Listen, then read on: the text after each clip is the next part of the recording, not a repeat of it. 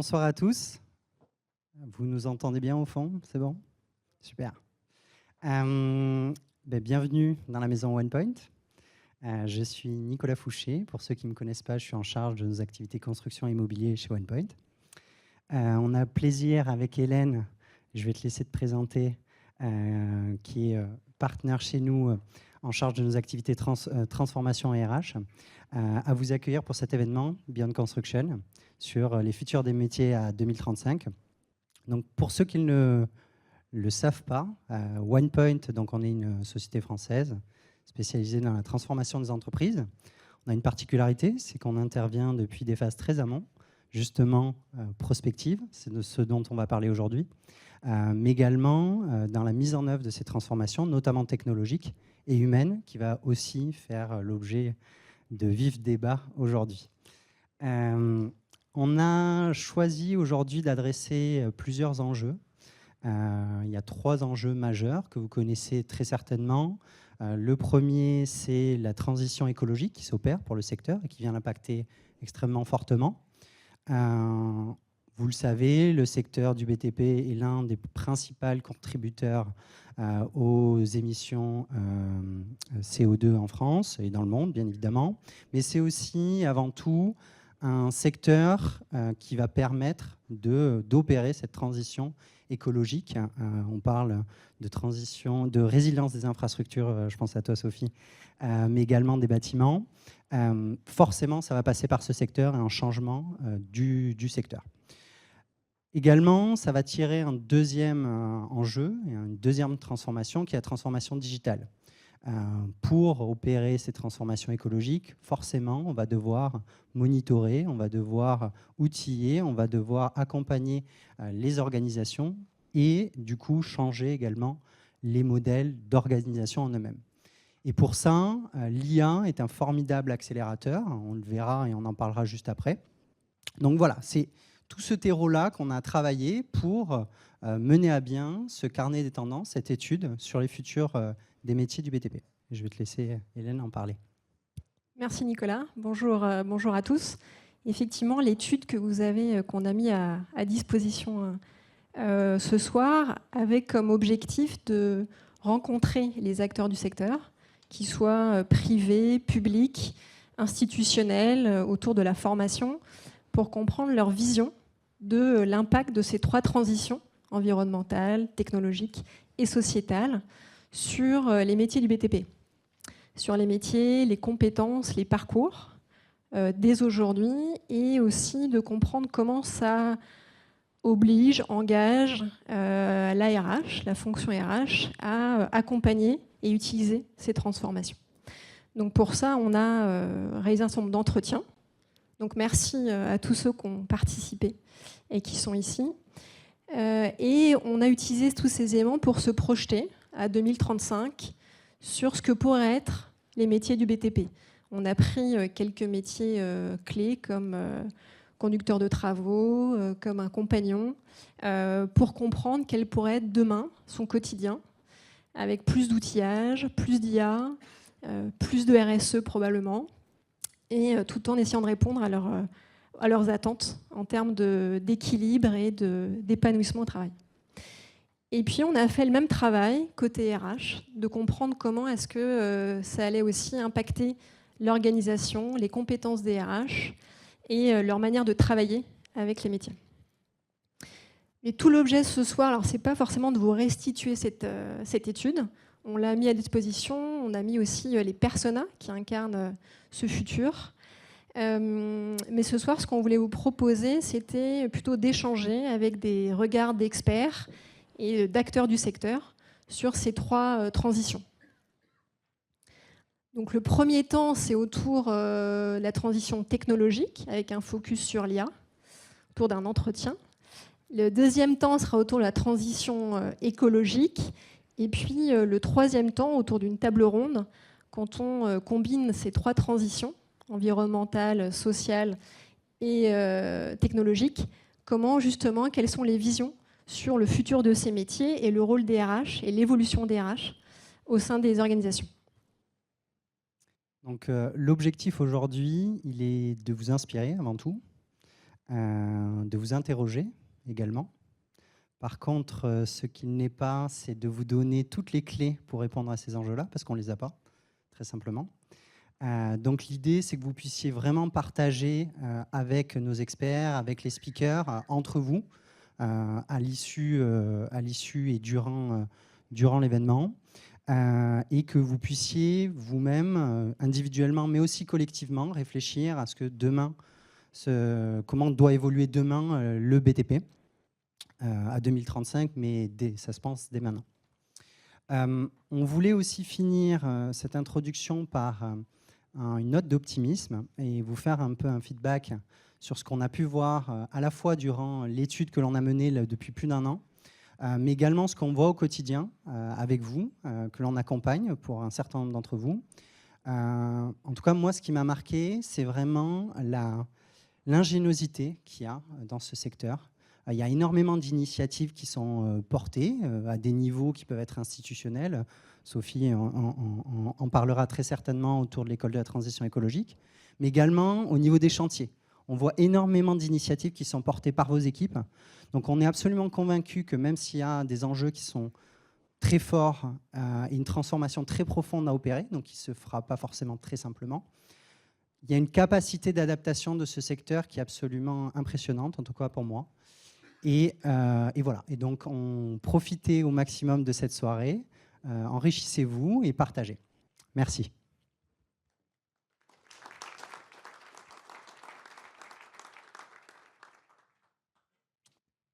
Et donc, j'ai le plaisir d'accueillir 2 personnes ici présentes. Jocelyn Quignon, qui est directeur de l'innovation chez NGE, et Florian Clarté, notre expert IA et product chez OnePoint et qui travaille sur ces sujets pour parler donc de l'IA, sujet que vous connaissez bien. Beaucoup d'initiatives qui sont portées sur cette thématique-là. Et l'idée, c'est que vous puissiez effectivement échanger sur vos points de vue au travers de cet entretien. Donc, je vais vous laisser la parole. Alors, juste, pardon, Florian, point important de logistique, à la destination de nos speakers particulièrement et de vous tous ici présents. Chanel, qui est ici, à côté d'elle un gong qui marche très bien, je vous rassure, et elle fera office de timekeeper pour cet échange et également pour les questions que vous aurez à poser. Donc vous ne serez pas en retard, vous pourrez rentrer chez vous en temps et en heure. Merci beaucoup. Merci Nicolas. Bonsoir à tous. C'est un vrai plaisir de voir cette salle aussi nombreuse sur un sujet qui nous passionne avec Jocelyn. On va se présenter peut-être rapidement. Jocelyn, donc tu es directeur de l'innovation chez NGE. Tout à fait. Donc, tout à fait, je suis le directeur innovation du groupe NGE, donc 4e groupe de BTP en France. Avec donc la partie innovation, donc je fais la passerelle avec l'écosystème startup et donc la prospective et la vision de l'innovation et de comment on va travailler en 2030 voire 2050 pour pouvoir se projeter et accompagner les équipes opérationnelles vers cette transition. Voilà, il y a un mot chez moi, Florian Clarté. Moi, je suis, on va dire, IA Officer. Donc, on a monté une structure chez OnePoint qui s'appelle l'IA Office, qui a une double mission de transformation interne. On se transforme nous-mêmes avec l'IA, on change nos métiers, on change notre manière d'accompagner nos clients et nos partenaires. Donc, je pilote aux côtés de Nicolas Godmet, qui est notre chef AI Officer, cette structure. Jocelyn, on s'est rencontrés il y a quelques mois autour d'un atelier. C'était assez passionnant parce que lors de cet atelier, avec ton équipe qui est assez jeune, on a échangé autour de l'IA. L'atelier n'était pas destiné au début sur l'IA. Et tu nous as dit assez vite ta vision sur le sujet. L'IA, ce n'était pas un frein, ce n'était pas une menace, c'était au contraire un accélérateur du futur du métier du BTP. Tout à fait. L'IA, donc, moi je suis passionné d'innovation, donc l'IA, on le côtoie depuis une dizaine d'années, une quinzaine d'années. Ça a pris de l'ampleur fin 2022, évidemment, avec l'IA générative.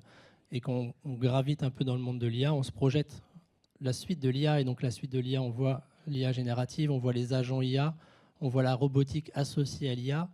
Et tout ceci reste des marchés de niche aujourd'hui. Quand on le voit, ça fait toujours futuriste.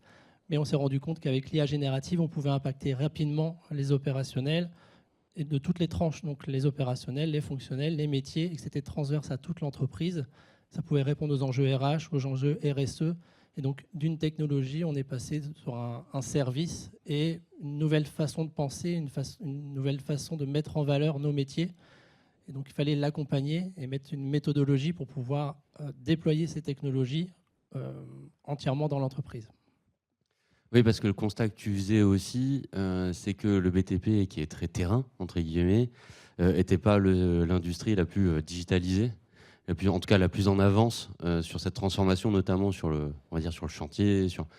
Et tu penses, pour toi, que l'IA peut être l'occasion aussi de sauter un peu ce bond, de sauter cette marche, de sauter cet écart qui s'est creusé entre votre industrie et d'autres qui sont beaucoup plus digitalisées, je pense à la banque, par exemple. C'est vrai qu'avec l'IA générative, c'est arrivé une technologie qui a adressé le grand public. Et donc, on a eu beaucoup de demandes internes de gens qui pouvaient utiliser dans leur vie, dans leur sphère privée, des outils d'IA et de se dire je pourrais le faire en entreprise, regardez, c'est facile, c'est facilement déployable, etc. Et on a dû mettre un peu un filtre, qualifier un besoin, se dire oui, ça marche peut-être dans le grand public, mais il faut penser au sujet éthique, il faut au sujet des fuites de données, comment c'est stocké dans l'entreprise. On ne peut pas tout faire.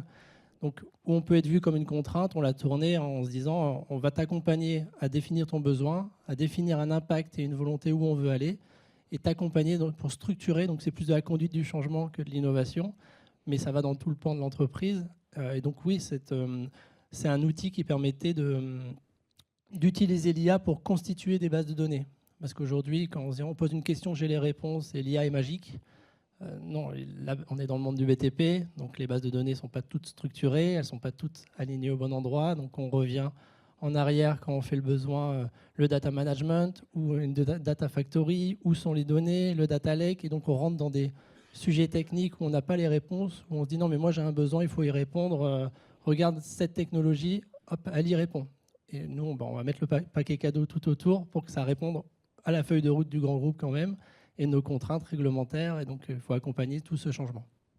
Oui, parce qu'en plus, l'innovation est souvent vue un peu comme un peu le chien fou dans le jeu de quilles qui vient bousculer les pratiques, et pas assez sur la partie j'ai de l'innovation, c'est bien, j'ai des nouvelles idées qui viennent un peu mettre en déséquilibre mes pratiques actuelles, mais la complexité, elle n'est pas tant d'avoir la bonne idée que de savoir l'intégrer dans vos process, l'intégrer dans votre environnement, de passer à l'échelle et de déployer. Et l'utiliser peut-être le plus complexe, finalement, c'est tout le change, au sens large du terme, le change qui a effectué autour de l'intégration de la technologie. Oui, lorsqu'on a reçu toutes ces demandes, on est parti sur la partie qualification de besoins et de pouvoir visualiser l'impact que ça aurait pour la société. Et donc de ne pas dire non à tel ou tel projet, mais dire regarde ton projet, aujourd'hui il n'est pas encore assez mature, il faut faire du low-tech au départ, savoir où sont tes données, et quand tu auras travaillé là-dessus, on reviendra directement pour déployer une solution. Et quand je dis que c'est des solutions d'IA en impact, ça peut être appliqué à n'importe quelle technologie.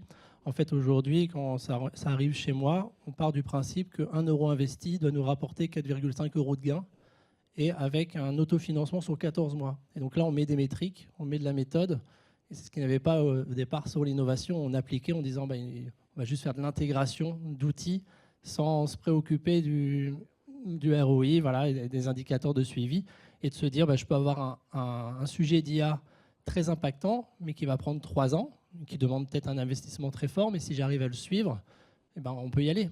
On n'a pas besoin de faire que des petits projets, ce qui était souvent le cas en innovation. On dit on fait petit projet, et petit projet deviendra grand. Non, si j'ai un vrai sujet IA qui transforme la société et qui, demain, en 2030, sera un outil indispensable et on ne pourra plus faire autrement, c'est comme ça qu'on le voit sur la partie innovation, c'est de créer des méthodes qui peuvent insuffler dans toute la politique de l'entreprise pour qu'en 2030, ce soit notre méthode de travail, notre manière de traiter un appel d'offres, notre manière de traiter une réclamation. Donc tous ces sujets-là doivent être vus dès le départ avec des visions à 5 ans ou 10 ans, mais que ça englobe toute la société, la partie RH, RSE, le juridique, et tout le monde s'embarque dans ce projet-là. C'est important que tu rappelles aussi que c'est un projet holistique dans une entreprise. On a vu beaucoup d'organisations qui n'avaient vu que le côté technologique, notamment je pense à des cas de traitement automatique de mail, des choses comme ça, qui paraissent assez évidentes comme cas d'usage. Et puis lorsqu'il a fallu déployer à l'échelle de toute l'organisation, les CSE sont rappelés au bon souvenir des directeurs de projet en disant vous êtes gentils, mais vous allez changer nos méthodes de travail, vous allez changer nos fiches de poste, nos processus internes, peut-être même le peuplement de ma direction. Et donc, en fait, vous ne pouvez pas faire ça tout seul. Il y a quand même des humains. Donc, il y a tout un plan de change, d'accompagnement, de reskilling des gens qui peut-être verront leur tâche principale disparaître.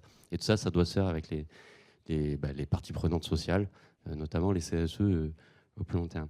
Et d'ailleurs, l'IA, alors aujourd'hui, au bout de quasiment 3 ans, l'IA commence à être comprise, appréhendée, pas forcément bien manipulée, mais au moins les gens savent de quoi on parle. Mais il reste quand même de grands freins, des grands freins cognitifs notamment, de beaucoup d'IA sceptiques, soit parce qu'ils ont peur que la technologie ne réponde pas correctement à leurs enjeux et que ça coûte plus cher que ça ne rapporte. C'est un peu ce qu'on a entendu l'année dernière. Soit d'un point de vue individuel que ça pourrait remplacer l'humain dans ses tâches. Alors je ne sais pas comment vous abordez ça chez vous, mais c'est pas ton... Justement, c'est toute la grande politique de l'innovation, c'est changer sans changer. Donc c'est pour voir que les équipes puissent continuer à travailler comme elles le font aujourd'hui et que l'innovation puisse apporter des outils qui rentrent dans leur méthode de travail. Donc pour réaliser ça, on a créé une plateforme d'agents IA qui permet aux interlocuteurs, donc que ce soit terrain ou directement chantier, du chantier jusqu'au bureau, puissent avoir dans leur écosystème et donc dans leur Teams ou dans leur manière de communiquer, s'adresser à un agent comme il parlerait à un collègue. Et donc c'est une compétence complémentaire, mais cet agent est juste le miroir de la fonction interne de NGE. Donc c'est un agent RH qui reprend les informations et la base de données des RH. C'est un agent RSE ou QSE qui reprend la base de données. Donc on va le modérer, le paramétrer grâce au service RH qui va apprendre à cet agent RH qu'est-ce qu'un agent RH NGE. Et donc ça permet à un nouveau collaborateur d'arriver, de poser ses questions directement à cet agent RH, d'avoir ses réponses. Et s'il n'a pas de réponse, l'agent va continuer à apprendre et va rediriger en interne. Et donc ça permet au collaborateur de ne pas changer sa méthode de travail, mais d'avoir de plus en plus d'informations. Et le fait de poser des questions, on constitue une base de données, naturellement, sans devoir, avant de démarrer un agent IA, en disant où sont tous les PDF, toutes les procédures. Voilà, on va lui apprendre et elle va se constituer automatiquement, comme tu le ferais avec n'importe quel collaborateur qui arriverait dans la société. Tu vas lui expliquer comment brancher sa voiture avec les bornes de recharge, à quelle heure il peut y aller. Aujourd'hui, il perdait beaucoup de temps parce que c'était un interlocuteur dédié à cette information. S'il est en vacances, s'il n'y a pas la réponse, il perdait du temps. Là, on a mis des agents qui permettent d'accéder facilement. Et donc, le collaborateur ne le voit pas comme un remplacement, il le voit comme un collaborateur complémentaire pour accéder à l'information. C'est intéressant ce que tu parles d'agents. En 2025, ça va être l'année des agents. Tous les grands éditeurs en parlent. Notre définition, c'est un système d'information capable d'agir, c'est-à-dire d'avoir une interaction avec son écosystème, humain ou non, et surtout de prendre des décisions plus ou moins en autonomie, avec plus ou moins de contrôle. Et le risque, et ce qui fait peur derrière ça, c'est qu'on donne à des agents IA, RPA, une grande autonomie et qu'on perde complètement la visibilité et le contrôle sur la réalisation de processus. Et donc, je pense qu'on était assez d'accord là-dessus. Pour que ça fonctionne, pour que l'organisation se transforme, il faut qu'il y ait une transparence à 360 degrés sur la mise en place d'outils d'IA générative, et d'IA tout court d'ailleurs, dans les organisations. Oui, il faut que cet agent soit donc paramétré par NGE et donc c'est pas les informations il a un accès dans toute la base de données, il peut aller chercher où il veut. Non, on leur a nourri avec les informations auxquelles il a le droit et petit à petit on va élargir sa base de connaissances, sa base d'informations et donc on le contrôle. Et c'est pour ça que ça devient un agent spécifique NGE. Il ne pourra pas le reproduire ailleurs. Donc c'est là que c'est un sujet RH aussi parce que le collaborateur aura l'habitude de cet agent. Et donc, il comprendra l'information, il se dira, si je change de boîte, oui, j'avais quand même cet outil qui était top. Et ce n'est pas un outil qui peut reproduire n'importe où, c'est qu'on a pris plusieurs années à l'affiner, et donc dans 5 ans, l'outil sera vraiment autonome. Et donc, c'est là où on aura une différenciation sur les chantiers dans les différentes boîtes de BTP, parce que là, ce qu'on ne pourra pas tout automatiser, ça reste la valeur terrain, ça reste les équipes qui travaillent sur le terrain, et donc après, on se focalisera sur cette valeur-là, en se disant c'est quand même eux qui produisent. Il faut tourner vraiment toutes les solutions vers alléger et améliorer le bien-être des collaborateurs. Oui, parce que là où d'autres industries vont être complètement révolutionnées par l'IA générative, pensez au métier de la traduction qui n'existe plus, ou très peu, marginalement. Par contre, votre cœur de métier, là, va pas rester. Il n'y aura pas forcément tout de suite, en tout cas, des cobots, des robots collaboratifs qui prendront la place des humains sur un chantier. Oui, c'est là que je vois comme vraiment une chance, justement, en disant on peut libérer ce potentiel-là et que tous les collaborateurs terrain soient vraiment encore plus intégrés dans l'entreprise, fassent vraiment accès à toute cette information. Quand on parlait de transparence, quelqu'un de terrain pourra parler à son agent ou autre, il a peut-être des difficultés à parler à quelqu'un du bureau, etc. Les informations vont de plus en plus vite, elles vont dans tous les sens, différentes manières de communiquer. Donc nous, NGE, on s'internationalise aussi, donc on avait marché en Uruguay, au Maroc, au Canada, et donc c'est différentes langues de fonctionnement. Donc on pourrait dire oui, mais le siège il est français, c'est que des Français, etc. Maintenant, on a fait pour que toutes les plateformes parlent dans toutes les langues et que toutes les informations soient multitraduites. Donc ça, avec l'IA, c'est quand même beaucoup plus simple aujourd'hui de traduire ces informations parce que les outils sont axés par le collaborateur. Donc un collaborateur qui se connecte, qui parle espagnol, on va lui présenter des docs espagnols. On ne lui dit pas tu vas dans le SharePoint et tu trouveras des informations. Non, on s'est intéressé à lui. Donc la plateforme, le front, est fait pour qu'il retrouve les informations qui l'intéressent lui directement. Si on prend un peu de hauteur, tu m'as parlé au global, au-delà de l'aspect projet, de 3 grands enjeux qui doivent se retracer d'ailleurs dans les valeurs que porte l'entreprise. 3 grands enjeux à relever autour de l'IA, ou grâce à l'IA, ça dépend un peu du point de vue. Tu me parlais d'un enjeu économique, d'un enjeu sociétal et d'un enjeu environnemental. Oui, sur la partie innovation, justement, c'est là où nous, on est dissocié de la partie informatique. Donc, l'innovation se projette en 2030, voire plus. Et donc, on suit la feuille de route stratégique de l'entreprise. Et donc, on suit la règle des 3 P. Donc, la règle des 3 P, c'est Profit, People, Planet. Donc, le premier point sur le Profit, c'est que chaque projet, comme je disais tout à l'heure, doit avoir un ROI un peu financier, parce qu'il soit s'auto-financer, pour qu'après, il soit autonome et qu'il puisse grossir. Mais on garde justement les enjeux sociétaux et environnementaux. Donc vraiment, People, il faut avoir le gain sur le bien-être du collaborateur et après environnementaux, parce qu'on suit les critères extra-financiers pour la partie RH en se disant en 2030, c'est obligatoire. Et donc tout ce qu'on doit faire aujourd'hui, et donc l'innovation, le premier, doit pouvoir améliorer ces indicateurs qui seront obligatoires en 2030. Bon, là, on touche une des vraies complexités d'intégrer une nouvelle technologie comme l'IA qui est extrêmement consommatrice, à la fois pour construire les modèles et aussi pour les maintenir et les utiliser au quotidien. Et c'est pour ça, je pense que alors, tu parlais des valeurs, vos valeurs sont extrêmement importantes, et ça vaut pour chacune des organisations ici présentes. C'est le driver de votre transformation. N'oubliez pas de les rappeler, et c'est ce qui fera que vos collaborateurs vous suivent dans cette transformation-là. Il y avait peut-être un exemple sur cette partie-là, c'est quand on qualifie les besoins. Aujourd'hui, avec l'IA, tout le monde veut aller vite. En se disant je pose une question, j'ai en 10 secondes, j'ai la réponse. Et donc quand on qualifie le besoin, on fait mais est-ce que tu as besoin d'avoir la réponse en 10 secondes? Donc te dire ce que je faisais en 20 heures, regarde, je le fais en 10 secondes. Ce que tu fais en 20 heures, si tu le fais en 5 heures, c'est déjà suffisant. Et donc ça, on le voit sur la consommation de l'IA. Donc on le fait rentrer directement. On se dit soit tu poses la question à midi et tu consommes un max, ou soit tu finis à 18 heures. Tu as mis toutes tes informations et tu le donnes à l'agent IA et tu as la réponse le lendemain à 6 heures. Est-ce que ça te convient? Ah bah oui, ça rentre. Donc ça répond à son besoin et en même temps, nous, ça consomme moins parce qu'on ne va pas prendre le dernier modèle, on ne va pas prendre la dernière... Voilà, on utilise les heures creuses classiques. Ça, on le fait dès le départ sur la partie des besoins pour augmenter notre indicateur. C'est pour ça qu'il y a les 3 indicateurs financiers, l'impact énergétique aussi. Oui, c'est vrai aussi, chez OnePoint, on est un peu inquiet par la surconsommation liée à nos modèles. On a notre outil Neo, vous avez sans doute entendu parler. Et lorsqu'on l'a déployé, évidemment, il y a eu un peu un effet de mode et tout le monde est venu faire son petit prompt et générer sa belle image. Et bien, en fait, le coût de génération d'une image est énorme par rapport à l'usage. Et c'est vrai que ce qu'on s'est décidé à faire assez rapidement, c'est de montrer l'équivalent en heures de conduite. Voilà. Donc après, les gens font ce qu'ils veulent, ils sont grands et responsables. Et la responsabilité, d'ailleurs, dans l'IA est un enjeu majeur. Mais en fait, ça a largement ralenti les usages de Neo, on va dire, hors du contexte professionnel intéressant. Et ça nous amène sur la fin, là où tu voulais aller, c'était sur le sujet de l'éthique qui est pour toi majeur dans cette transformation globale. Donc nous, on est au service de l'entreprise. Donc la question était de l'éthique, on le voit avec tous ceux qui développent ces IA aussi. Donc là, on est parti sur la partie agent parce que c'est nous qui formatons cet agent. Donc oui, ça sera un agent bienveillant parce que NGE est bienveillant. Si après, si tu dis c'est une entreprise qui change de stratégie, oui, l'agent peut être négatif. Donc c'est ça, cette logique de gouvernance et de suivi où on implique toutes les parties prenantes, le RSE, le juridique et toute la partie du COMEX qui justement donne cette orientation.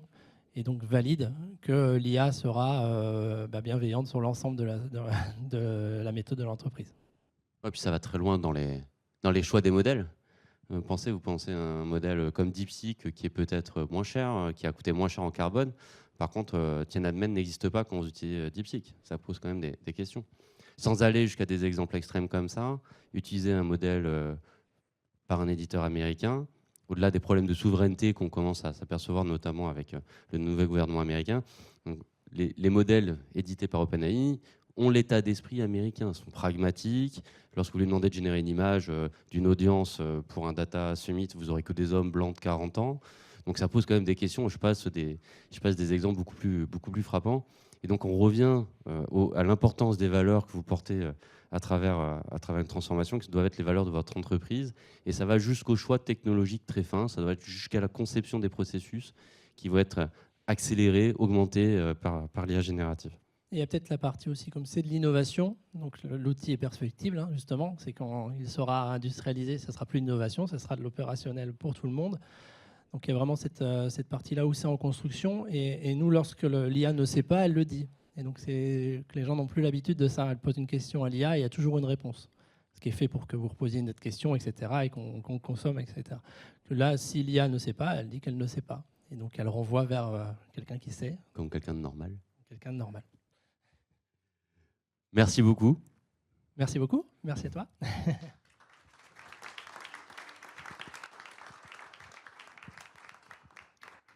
Vous avez même fini dans les temps, bravo. Est-ce que vous avez des questions dans la salle? N'hésitez pas. À Jocelyn.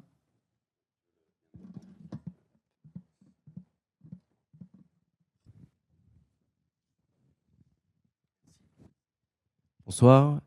Alors, petite question, ça consomme combien d'heures de voiture une génération de photos? Je savais que j'allais me faire piéger. Fallait pas le dire. Beaucoup trop si cette action-là est inutile et si elle n'a pas d'intérêt dans ton processus. Il faudrait qu'on regarde sur le tableau de bord. J'avoue que je n'ai pas le coût de l'image en tête. Mais de toute manière, c'est la question. Je pourrais t'envoyer les chiffres. Je ne les ai pas en tête. Donc, si quelqu'un les connaît, Florent, il regarde. C'était pour avoir un ordre d'idée. Hein, c'est moins d'un litre d'essence, ça c'est sûr, je te rassure. Mais c'est déjà énorme. Voilà, c'est déjà énorme. Non, c'est beaucoup moins. Voilà. Merci. Vous avez d'autres questions? Peut-être la partie là, sur Copilot ou autre, une question c'est 8 watts en utilisation. Et plus tu montes de modèles, et justement ça peut faire x10, x20, etc. Et plus on avance, et plus ce sera plus fort. C'est pour ça qu'il faut bien savoir quel modèle on veut utiliser. Et donc, oui, c'est ça. La chose qui est intéressante, c'est qu'actuellement, la consommation carbone des modèles est complètement corrélée à la consommation financière. Donc plus vous utilisez un modèle puissant, plus vous allez consommer en carbone, mais plus vous allez dépenser. Donc, vous pouvez avoir cette double approche FinOps, RSE Ops, Carbon Ops, je ne sais pas comment on dit. Ensemble, c'est assez intéressant. Bon, mais s'il n'y a pas d'autres questions, merci. Messieurs, on vous libère.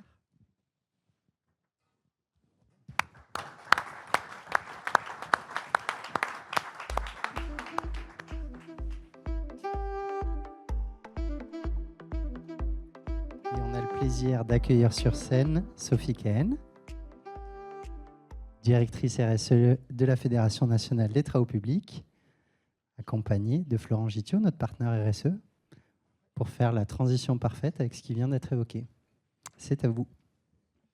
Bonsoir à tous, bonsoir Sophie.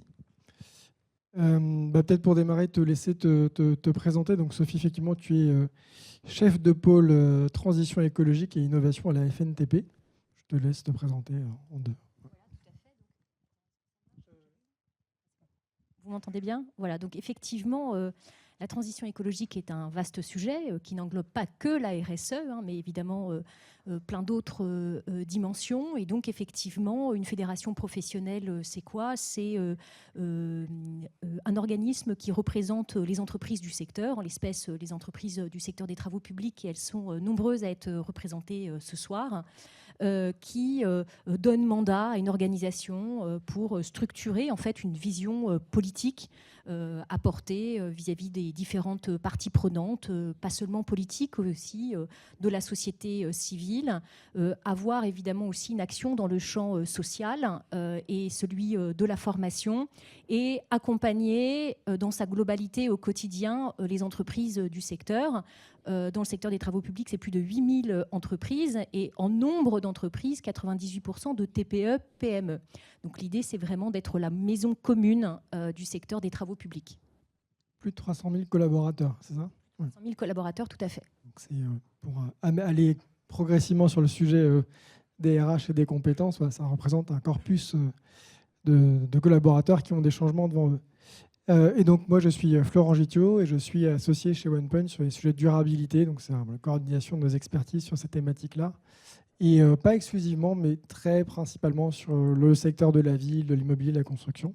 Donc je vais avoir le plaisir de te poser quelques questions sur ce sujet. On va faire deux focales en fait. La première c'est sur la transition écologique et croiser sur le secteur que tu représentes plus particulièrement dans le grand champ des BTP qui sont sur les TP. Peut-être pour démarrer, première question, c'est justement, si je te dis, dans le contexte dans lequel on est aujourd'hui, qui est un contexte où si on lit la presse, on a plutôt une sensation presque, on parle de backlash ESG en bon français, donc ces sujets de transition écologique, on a l'impression que c'est un recul par rapport à quand est-ce qu'on a commencé à écrire ce livre blanc. Dans ce contexte un peu particulier, voilà, comment est-ce qu'aujourd'hui ça vient s'instruire, ces sujets de transition écologique pour les TP, pour les entreprises, comme pour le dirigeant de ces entreprises de toute taille, ce que tu représentes? Alors, je répondrai en deux temps. On parlera après du backlash. Mais en fait, pour répondre à la question de la transition écologique, c'est comme toute grande famille. Et je viens de l'évoquer, la famille des travaux publics est une grande famille avec différents métiers, de différentes tailles d'entreprises présentes dans toutes les régions. Donc forcément, comme dans toute famille, cette transition, elle irrigue à la fois des tensions. Certains y voient des opportunités, d'autres n'y voient que des contraintes. Cela peut créer effectivement de nouvelles opportunités de marché, de nouvelles formes de concurrence, de compétitivité, et puis aussi ça renvoie à des convictions personnelles. C'est peut-être la spécificité de cette transition écologique, c'est qu'aujourd'hui en fait encore ce n'est pas une donnée, je dirais, totalement encore objectivée dans nos entreprises. Ça renvoie encore à des convictions personnelles, à des inclinaisons. On est quasiment encore dans un débat quasi philosophique. Et donc, effectivement, le rôle des organisations économiques, patronales comme nous ou dans notre entreprise, c'est à un moment donné de passer à une phase d'objectivisation et donc, effectivement, de passer de ce moment de sensibilisation à un moment de conversion sous forme évidemment très opérationnelle, économique et de métier. Et donc c'est effectivement ce travail que nous faisons à la FNTP. Nous, le secteur des travaux publics, évidemment, est un secteur qui a été traversé par des difficultés d'attractivité, comme de nombreux secteurs. D'abord, parce que le vivier, effectivement, des filières scientifiques est assez réduit et qu'aujourd'hui, cette transition écologique, elle amène évidemment à recruter énormément d'ingénieurs ou en tout cas, effectivement, d'étudiants issus des filières scientifiques. Donc, il y a une tension, en fait, objective du fait du vivier. Et puis, il y a aussi l'image de la profession qui joue énormément. Et donc, effectivement, cette question de la transition, elle est importante. Mais avant de se déclarer acteur de la transition écologique à la FNTP, et pour éviter, évidemment, ce procès en greenwashing, on a cherché vraiment, dans un premier temps, avant de communiquer, à objectiver le rôle des travaux publics dans cette transition. Et force est de reconnaître que, en fait, les infrastructures, la transition écologique est d'abord un sujet d'infrastructure. Et je m'explique. Quand vous prenez 30% des émissions de transport, 30% des émissions de CO2 de la France liées au transport, derrière, il y a un enjeu infrastructurel énorme qui est la décarbonation des mobilités, qui va passer par l'électrification de la route d'un côté et puis par le déploiement, évidemment, de modes de transport alternatifs. Et si politiquement, aujourd'hui, le sujet des ZFE, évidemment, est devenu une bombe sociale, c'est parce que on a oublier ces alternatives infrastructurelles pour donner aux gens qui n'avaient plus la possibilité de prendre leur voiture pour aller dans les grands centres urbains des alternatives de transport en commun. Et donc, on voit bien que ce sujet, il est infrastructurel. Il est également infrastructurel sur l'énergie, puisque c'est le deuxième grand poste de décarbonation.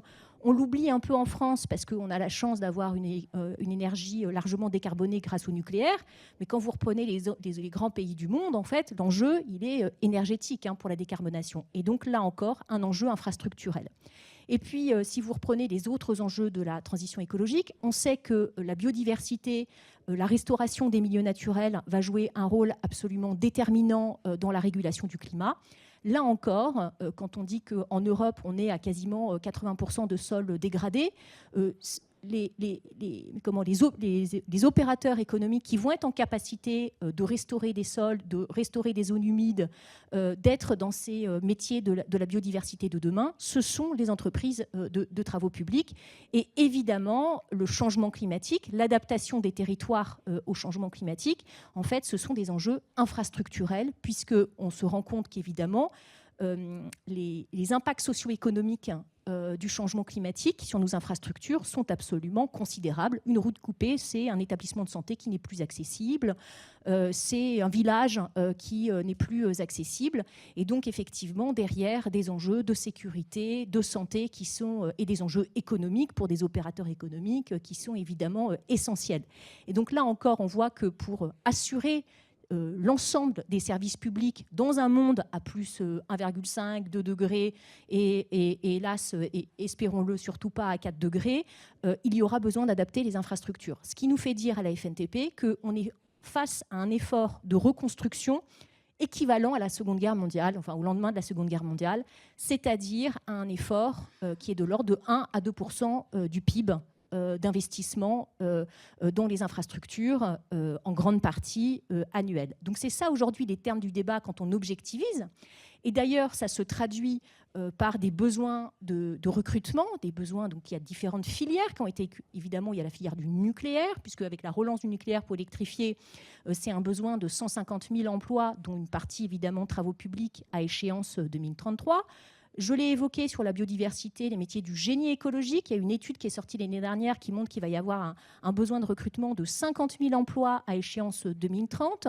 Mais aussi, par exemple, sur le génie électrique, il y a une étude qui a été sortie là aussi qui montre que sur les 50 000 emplois dont on va avoir besoin de se pourvoir dans les années à venir pour répondre à la demande d'électrification, il y a évidemment, je crois, 15 000 sur les 50 000 monteurs en réseau électrique qui sont des collaborateurs de nos entreprises de travaux publics.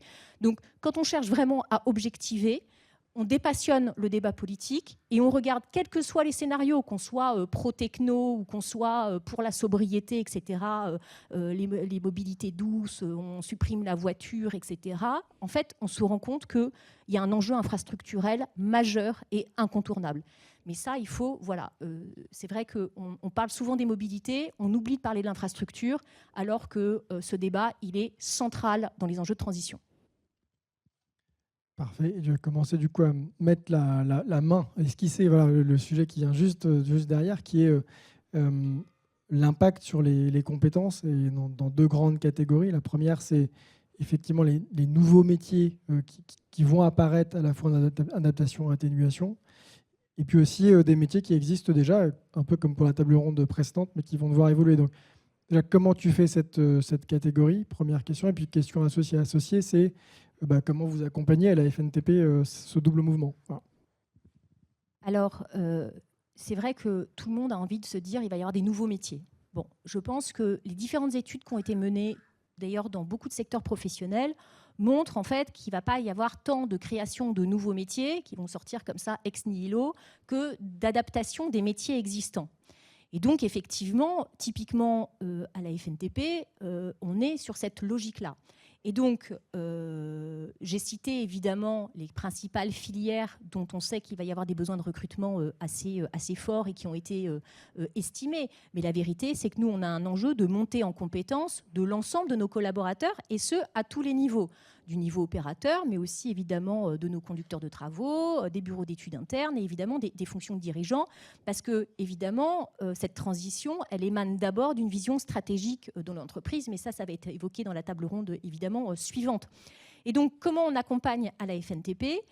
Nous, on s'est positionné sur un sujet qui est celui de la formation continue, estimant évidemment que pour faire évoluer la formation initiale, évidemment qu'il y aura un enjeu pour former le flux, mais ce sont des transitions qui sont longues, puisque ça nécessite évidemment de travailler avec des parties prenantes comme l'éducation nationale, qui n'ont évidemment pas l'agilité de nos fédérations et entreprises. Donc on s'est d'abord concentré sur la formation continue, c'est-à-dire vraiment d'aller former le stock. Et il y a des enjeux et des besoins.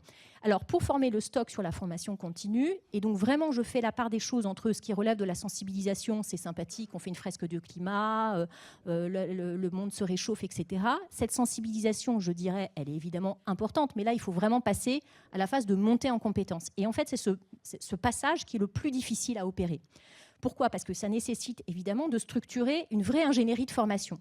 Qui, aujourd'hui, dispose de cette ingénierie de formation ? Nos écoles de formation continue, évidemment, disposent de très bons experts, mais ne sont pas dans le quotidien de nos entreprises, ne sont pas directeurs innovation et donc en poste avec cette qualité, effectivement, d'être tout de suite en capacité de traduire, évidemment, un changement opérationnel dans l'entreprise en montée en compétences de formation. Donc nous, à la FNTP, on a voulu faire ce lien, aller chercher des expertises dans les entreprises, faire cette ingénierie de formation au niveau de la FNTP pour commencer à constituer effectivement des nouveaux blocs de compétences qui s'adressent en fait à nos publics cibles, c'est-à-dire le conducteur de travaux, le bureau d'études internes et l'opérateur, et en se disant que sur ces blocs de compétences, on va aller chercher effectivement des nouveaux savoir-faire et des nouvelles connaissances. On a créé, et vous avez participé, OnePoint, et je vous en remercie, à l'étude de préfiguration de cette école, qui s'appelle aujourd'hui l'école TP Demain, qui est une école de formation continue, donc portée par la FNTP, assumée comme vraiment un projet de notre fédération, et je crois qu'on est les seuls aujourd'hui, au niveau fédéral, à avoir porté une école de formation pour la transition écologique, avec effectivement du digital pour accélérer la partie sensibilisation, donner des clés à toutes les entreprises pour que les collaborateurs puissent consommer des contenus digitaux, parce qu'on sait que ça coûte très cher à produire, donc on a mutualisé effectivement au niveau de la FNTP pour que même la PME d'Occitanie puisse offrir à ses collaborateurs 10 heures de formation en ligne sur les enjeux de la transition écologique et que ce soit de qualité. Et puis par ailleurs, des formations présentielles grâce à un réseau de centres de formation et nos fédérations régionales de travaux publics qui nous permettent d'organiser là actuellement tous les jours des formations présentielles d'une journée, vraiment de monter en compétences d'expertise. Donc on fait des formations par exemple sur le calcul carbone, sur l'économie circulaire, sur la gestion résiliente de l'eau, sur les leviers de verdissement de la commande publique, et au bout d'une journée, le collaborateur, il a gagné en compétences. Et derrière, on fait le travail avec le répertoire spécifique de France Compétences pour que ces nouveaux blocs de compétences qu'on a identifiés soient certifiés et qu'à l'issue de ces formations, un collaborateur puisse passer une évaluation, obtenir une certification reconnue par l'État. Et donc, c'est gagnant-gagnant, parce que pour l'entreprise, ça répond à un besoin de formation, c'est piloté par la FNTP. Donc, d'une certaine manière, on est gage de confiance, tiers de confiance sur la qualité de la formation prodiguée. Et pour le collaborateur, c'est évidemment valorisant, puisqu'on reconnaît évidemment sa montée en compétences environnementales. Voilà aujourd'hui dans quel schéma on s'inscrit. Évidemment, on travaille sur la rénovation des diplômes en formation initiale. Mais je dirais, là, il y a des études qui sont sorties récemment, notamment du Shift Project, sur effectivement la formation continue. Je pense que cet enjeu de formation du stock, il est essentiel, mais il est difficile. Dans un moment où, par ailleurs, il faut bien le reconnaître, on n'est pas aidé financièrement, puisque c'est au moment où on est censé accélérer cette transition et former massivement nos collaborateurs qu'on coupe tous les crédits de formation. Et on n'est pas aidé administrativement, parce qu'aujourd'hui, vouloir faire reconnaître, par exemple, des nouveaux blocs de compétences au répertoire spécifique, si vous voulez, ça ressemble à un procès de Kafka. Voilà. Donc c'est évidemment très compliqué, et c'est vrai qu'on ne nous facilite pas la vie. Je vais mettre 3 ans pour ce répertoire spécifique. Il faut évidemment accélérer, et je crois qu'il faut mieux reconnaître, plus accompagner des acteurs que je crois légitimes, comme la FNTP, dans cette structuration en fait, de ces nouvelles offres de formation. Parce que ce qu'on voit aussi, et ça je pense qu'il faut le dénoncer, c'est cette espèce d'Eldorado des formations de transition écologique qui sont bidons. Puisque en fait, pardon, mais on achète aussi pas mal de merde et qu'en fait, nous, on a aussi un rôle d'orienter nos entreprises sur des formations de qualité, parce que ça a un coût de former un collaborateur. Il faut que derrière, il y ait une vraie montée en compétences. Et c'est très difficile aujourd'hui de se retrouver dans cette jungle de ces nouvelles offres de formation en transition écologique qui bien souvent sont de la sensibilisation, etc., et qui ne répondent pas de manière très opérationnelle aux besoins de monter en compétences des collaborateurs. Et du coup, tu as commencé à en parler sur la partie administrative, mais si tu devais citer un frein, un accélérateur que vous avez rencontré dans ce mouvement d'accompagnement de la transition, de l'évolution des compétences. L'accélérateur, c'est quand même la volonté politique des entreprises de travaux publics. Je les remercie parce qu'aujourd'hui, tout ce que nous faisons est financé par elles. Donc, ça veut dire qu'il y a une vraie volonté politique collective de monter en compétences du secteur. Je tiens à le souligner parce que ce n'est pas évident dans tous les autres secteurs, parce qu'en fait, pendant longtemps, la formation a été l'apanage des entreprises. C'est en fait faire de la formation continue, ça se fait effectivement dans l'entreprise. Donc là, il y a une vraie volonté de mutualisation sur ces enjeux de transition écologique en disant on va arrêter de vouloir se concurrencer parce que l'enjeu nous dépasse et on a un enjeu sectoriel qui est trop important et d'image et derrière de recrutement. Donc ça, c'est quand même un premier levier d'accélération qu'il faut souligner. Et deux, bon, quand même, il faut le reconnaître, l'État a été au rendez-vous à travers France Compétences. Et donc, il faut saluer ce dispositif qui a permis effectivement à de nombreux acteurs de structurer des projets, alors dans les premières vagues, puisqu'aujourd'hui, maintenant, les crédits sont coupés, mais qui a permis effectivement de structurer des projets comme celui-ci. Okay, parfait. Et pour voir d'autres filières, effectivement, le dynamisme que vous avez dans la filière au niveau de la fédération, c'est vrai que c'est pas si commun que ça, voilà, notamment sur cette question un peu critique de se dire qu'est-ce qu'on met en commun versus qu'est-ce que chacun va développer de son côté de manière des fois un peu absurde, puisque finalement le fond du développement de compétences est le même. Donc voilà, il y a une logique rationnelle et dynamique que vous avez qu'on rencontre pas partout. Pour le coup, si on se projette un tout petit peu dans le temps, mettons effectivement dans une dizaine d'années, à la fois fort de ces accélérateurs, mais aussi des difficultés qui existent aujourd'hui, comment est-ce que tu décrirais un secteur qui a réussi justement à faire cette transition écologique et plus particulièrement sur cette dimension intégration dans l'organisation, intégration dans les compétences, et pour faire doucement la transition avec la table ronde suivante. C'est très bien parce que ça me permet de reboucler avec la question du backlash écologique. Ce qui est mortifère pour tout secteur économique, c'est le stop and go. Et donc, en fait, aujourd'hui, on assiste à un moment de stop, mais il est certain qu'il y aura à nouveau des moments d'accélérateur. Et donc, effectivement, il nous faut quand même de la visibilité et il faut, je vais remettre un peu l'église au milieu du village, d'abord, il faut, au-delà d'une volonté de l'entreprise, d'un secteur, etc., il faut des projets.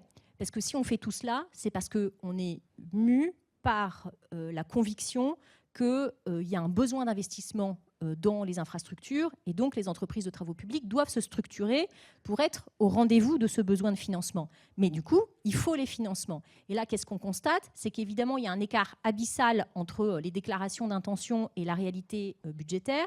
Et ça provoque quoi ? Ça provoque une transition écologique aujourd'hui qui n'est tirée que par la contrainte et par la norme. Et donc, évidemment, qui suscite du rejet et plus du tout d'adhésion. Et ça, effectivement, c'est quelque chose d'extrêmement difficile à manager dans les organisations en général et même évidemment dans la stratégie de l'entreprise et on peut les comprendre. Donc ça, je dirais que c'est notre principal danger dans les années qui viennent. Ensuite, effectivement, une transition réussie dans 10 ans. Je pense qu'il faudra à ce stade, et c'était un peu l'objectif qu'on s'était fixé, 100% des collaborateurs des travaux publics formés, montés en compétences sur la transition écologique, je pense qu'on y sera. J'espère qu'il y aura une évolution des paniers d'activités. J'ai parlé du génie écologique, j'ai parlé de l'adaptation au changement climatique, j'ai parlé de la reconstruction de la ville sur la ville, parce qu'on sait qu'il va y avoir évidemment des enjeux majeurs autour de ça, autour de la gestion de l'eau par rapport aux nouveaux risques climatiques, d'inondations, etc., de précipitations extrêmes. Donc en fait, une transition réussie, c'est évidemment des projets qui sont au rendez-vous et un vrai impact, parce que c'est à cela que doivent servir tous ces travaux, sur notre trajectoire climatique. Et là, aujourd'hui, on va justement réactualiser notre trajectoire de réduction des émissions de CO2 au niveau sectoriel, avec un regard sur notre scope 3 aval, donc les usages des infrastructures. On est un peu inquiet, parce que évidemment, là, ce qu'on constate, c'est qu'il y a un effet ciseau qui se creuse entre, évidemment, les objectifs climatiques d'un côté et effectivement la mise en œuvre des actions pour y arriver. Sur cette note d'inquiétude, malgré tout, parfait. On peut encore se... On est dans les temps. On est dans le timing. Ok, très bien. Est-ce que vous avez des questions dans l'auditoire? Alors, s'il n'y en a pas, moi j'en ai une pour toi, Sophie. Tu as parlé de formation avec l'école TP Demain, bien évidemment, de ce qui est de l'ordre du collectif. Et pour toi, justement, à contrario, qu'est-ce qui est de l'ordre du particulier qui doit être porté par tes adhérents et qui ne doit pas être porté par la fédération, selon toi, s'il y en a? Je pense que les rôles, évidemment, sont bien définis. Nous, on donne des outils. L'idée, c'est évidemment que ces outils soient à disposition de toutes les entreprises, quelle que soit leur taille, leur structuration, leur stratégie d'entreprise. Évidemment qu'à la FNTP, il y a plein de sujets effectivement qui nous échappent, et d'ailleurs, heureusement, sur effectivement le management interne. Moi, je pense qu'on a cette chance à la FNTP d'être effectivement... où on a des entreprises qui sont extrêmement investies, donc qui nous irriguent évidemment de leurs problématiques. Et ça, je pense que... je pense à un autre sujet. Aujourd'hui même, on organisait le premier comité des parties prenantes d'un éco-comparateur environnemental qui s'appelle CEFTP. Et bien là encore, CEFTP, c'est un exemple de mutualisation, d'ingénierie, d'inventivité de nos entreprises pour proposer, alors cette fois c'est mieux que ça, c'est proposer au pouvoir public un outil à intégrer dans les marchés publics. Donc on est même aujourd'hui quasiment à l'initiative en fait de nouveaux supports pour accompagner cette transition écologique. Et que ça vienne de chez nous, en fait c'est hyper fort, parce que ça veut dire quoi? Ça veut dire que parce que ça vient de chez nous, on va pouvoir faire ce travail d'accompagnement de toutes nos entreprises, et y compris nos TPE-PME, les former, dire d'un côté au pouvoir public, écoutez, nous on a besoin d'un seul outil, ne commencez pas à démultiplier les éco-comparateurs, c'est déjà quand même suffisamment compliqué aujourd'hui de calculer de la performance environnementale, on sait que les marges d'erreur sont importantes, on sait que les méthodes de calcul diffèrent énormément, on privilégie un outil, vous nous soutenez, vous le référencez, vous le reconnaissez comme un outil de référence, et nous on fait le job pour accompagner notre secteur, nos entreprises, vers plus de performance environnementale. Voilà, c'est aussi une nouvelle manière de travailler avec les pouvoirs publics, donc des entreprises qui nous utilisent effectivement pour être ce dénominateur commun et porter la voix des entreprises dans cette décarbonation, enfin dans cette transition au sens large. Et avec un sujet interne qu'on voit beaucoup dans les projets de nos clients, qui est justement la capacité à intégrer au moment de la décision, donc là c'est quand même très fin, très micro, à l'intérieur de l'entreprise, de pouvoir comparer deux scénarios, pouvoir comparer deux options, avec toujours cette logique temps, économie et environnement. Donc tout ça amène effectivement des travaux qui doivent être pris en compte entreprise par entreprise, effectivement. Est-ce qu'il y a encore on peut prendre encore une question?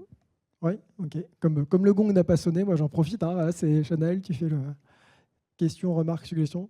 Ok.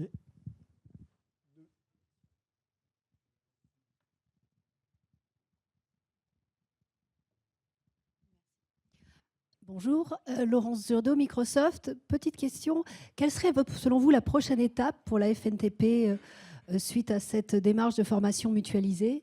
Quel est pour vous le prochain stade? Que nos écoles de formation s'emparent de ce patrimoine pédagogique et qu'elles structurent leur propre offre de formation sur cette base. L'idée, c'est de massifier. On n'a pas de propriété intellectuelle. D'ailleurs, tout ce qu'on développe depuis le début est en open source. Donc l'idée, c'est évidemment d'être un peu un incubateur de formation. C'est encore une fois, c'est d'accélérer la structuration, la maturité d'un secteur, en fait, qui a été pris de court par ces enjeux de transition. J'avais une deuxième question.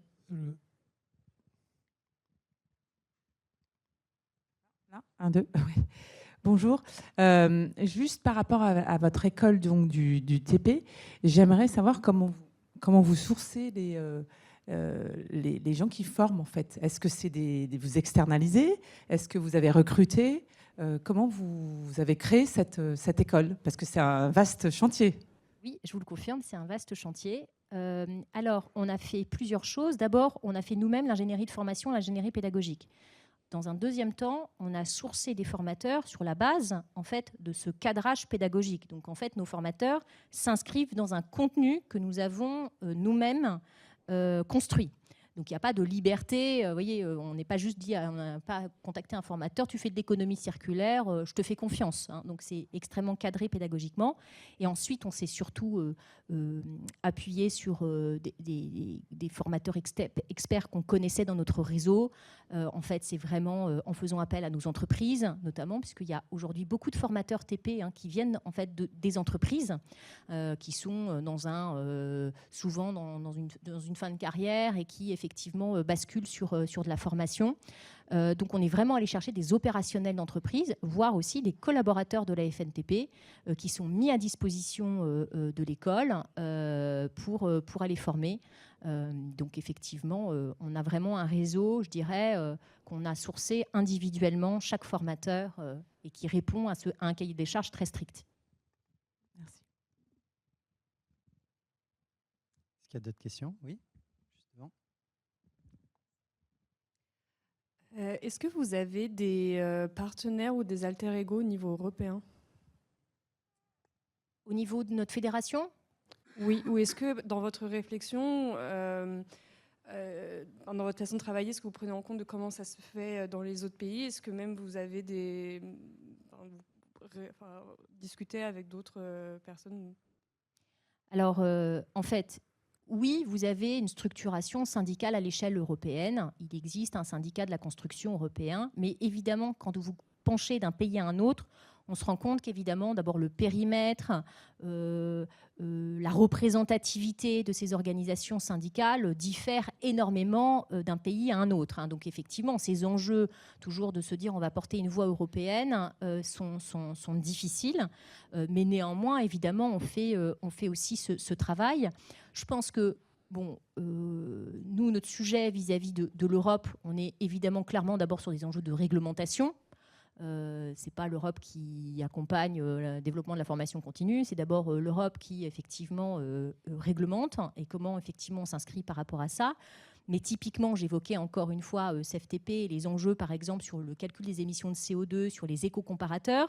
Il est évident qu'à un moment donné, la Commission européenne va se positionner sur ces sujets et par exemple, nous ferons le lobbying pour effectivement porter une voix française à travers effectivement CFTP, qui est une méthode inédite de calcul, de prise en compte des émissions de CO2 sur un chantier de travaux publics qui n'existe pas ailleurs. Il existe d'autres méthodes. D'ailleurs, il va y avoir un benchmark européen.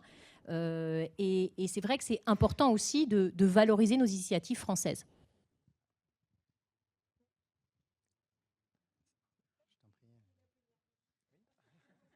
Merci beaucoup.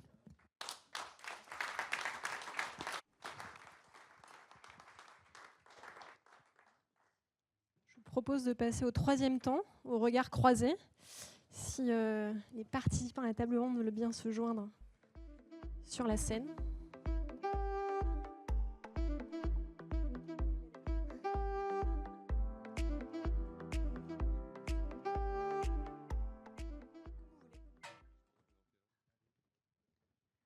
C'est la liberté. Je vais juste prendre celle-là, si ça ne vous dérange pas.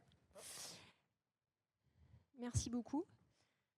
On a partagé un éclairage sur la transition technologique avec un focus autour de l'IA, on a parlé transition environnementale. Si on ajoute à ça la transition sociétale, avec l'évolution des attentes des collaborateurs qui s'accélère, on ajoute aussi le sujet d'attractivité, dont on a parlé un peu en pointillé tout au long des échanges. L'idée là, c'est de s'interroger sur les impacts de toutes ces transitions sur les métiers du BTP et sur le rôle des RH. Alors peut-être pour commencer, Fabien, je vais commencer avec vous.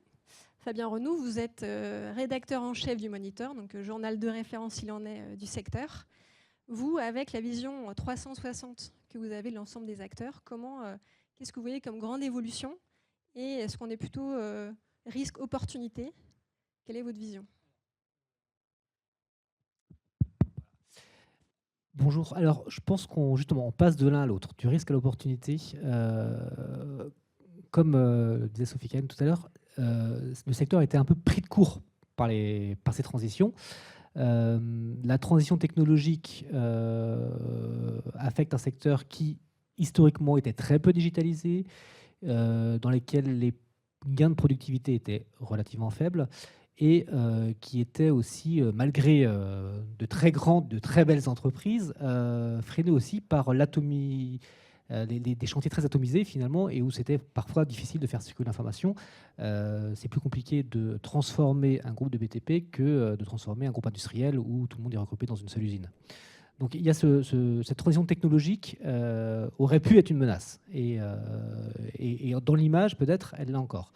La transition environnementale, elle aussi, aurait pu présenter un risque. Construire une route, un bâtiment, c'est souvent porter atteinte à la biodiversité d'une manière ou d'une autre. On ne parlera pas de la 69, mais c'est quand même ces questions-là qui restent au cœur du sujet.